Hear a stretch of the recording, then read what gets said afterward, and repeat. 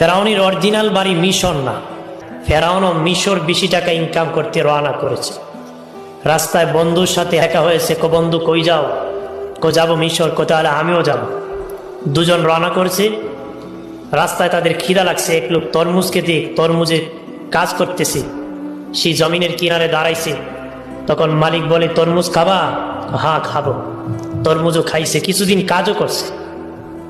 তারপরে মিশরের কবরস্থানের দারোয়ান নিযুক্ত করবে। বাদশাহ বিজ্ঞপ্তি দিছে, সেখানে ফেরাউনও দারোয়ান হতে দরখাস্ত করছে। তখন বাদশাহ তাকে ডাকিয়ে পরিচয় নিয়ে তাকে দারোয়ান হিসাবে নিযুক্ত করে দিয়েছে। দারোয়ান হওয়ার পরে সে একটা আইন জারি করছে। কি জারি করছে? যে লাশ দাফন করলে একটা করে স্বর্ণ মুদ্রা দিত। কয়টা? একটা করে। মানুষ বলে বাদশার কাছ থেকে অনুমতি নিয়ে একটা করে স্বর্ণ মুদ্রা দাফনে দিতে হবে। লাশ তো দাফন করতে হবে, লাশ তো ফেলে দেওয়া যাবে না। তাফসীরের কিতাবের মধ্যে এসেছি পরপর তখন কলেরা মিশরে লেগে গেল, মানুষ বেশি মারা গেল। বেশি মারা যাওয়ার কারণে দাফন বেশি হয়েছে। খুব তাড়াতাড়ি ফেরাউন ধনী হয়ে গেছে।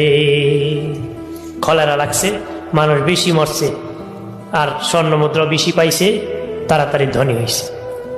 মিশরের বাদশাহ বাবাজি বলল, যাদের বকেয়া খাজনা বাকি আছে তাড়াতাড়ি করে খাজনা আদায় করে দাও, খাজনাগুলো আদায় করে দাও।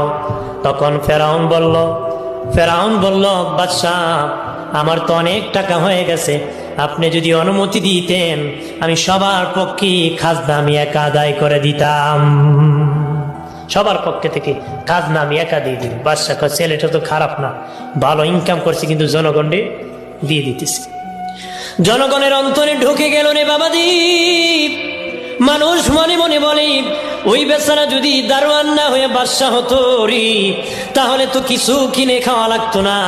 সে নিজে ইনকাম করে আমাদের খাজনা সে নিজের টাকা আদায় করছে।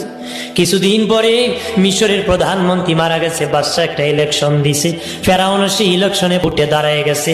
কে কারে ভোট দিবি কানাকানি দেখে সবাই মিলে কয় ফেরাউন রে ভোট দিবি। বিশাল ভোটে ফেরাউন মিশরের প্রধানমন্ত্রী নিযুক্ত হয়ে গেল।